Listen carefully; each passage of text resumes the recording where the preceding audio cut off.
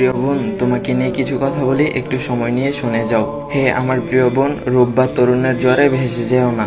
দেহের শান্তি ও সৌন্দর্যের কোনো স্থায়িত্ব নেই, তিনি চাইলে যে কোনো সময় তা কেড়ে নিতে পারে। হে আমার বোন, তুমি ভূপৃষ্ঠের ভরাই করে চলো না, তুমি কখনো ভূমিতে ফাটল ধরাতে পারবে না এবং কখনোই পাহাড়ের সমান উচ্চতায় পৌঁছাতে পারবে না। পৃথিবীতে কত সুন্দরী তো ছিল, ইতিহাস হয়ে আছে, কিন্তু তারা কি কেউ মৃত্যুর হাত থেকে বাঁচতে পেরেছে?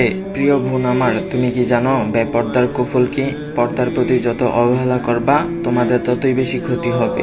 নিজেকে প্রদর্শন করার মধ্যে কোনো শ্রেষ্ঠত্ব আছে কি? শ্রেষ্ঠত্ব তো নিজেকে লুকিয়ে রাখার মধ্যে। প্রিয় বোন আমার, ইতিহাস পড়ে দেখো তো, ইসলাম সর্বপ্রথম নারীকে মুক্তি দিয়েছে, নারীকে ভোগের পণ্য হতে দেয়নি। শান্তির ধর্ম ইসলাম, একমাত্র ইসলামী কন্যা সন্তানকে প্রতিপালনের পুরস্কার হিসেবে ঘোষণা করেছেন জান্নাত। পর্দা শুধু তোমাকে ইহকালীন জীবনকে নিরাপদ করবে না, নিশ্চিত করবে তোমার আখিরাত। তুমি জাহান্নামের কঠিন আযাব থেকে বাঁচতে পারবে, আর চির শান্তির ঠিকানা জান্নাতে হবে তোমার বসবাস। হিজাব আসলেই সুন্দর, এটা তোমরা গর্বের সাথে পড়ো, ভালোবাসার সহিত পড়ো, অধিকারের সাথে পড়ো। হে বোন আমার, যারা এই গরমে হিজাব নিকাব পড়ে, আল্লাহ তাদের এমন দিন ছায়া দিবেন যেদিন তার ছায়া ব্যতীত অন্য কোনো ছায়া বিরাজ থাকবে না।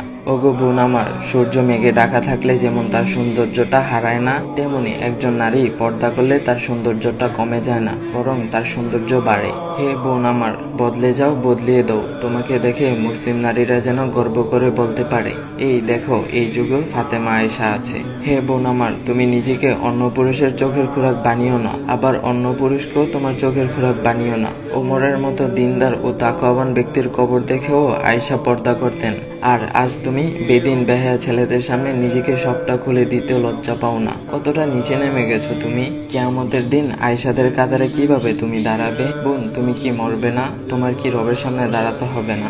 সময় থাকতে নিজেকে পরিবর্তন করুন।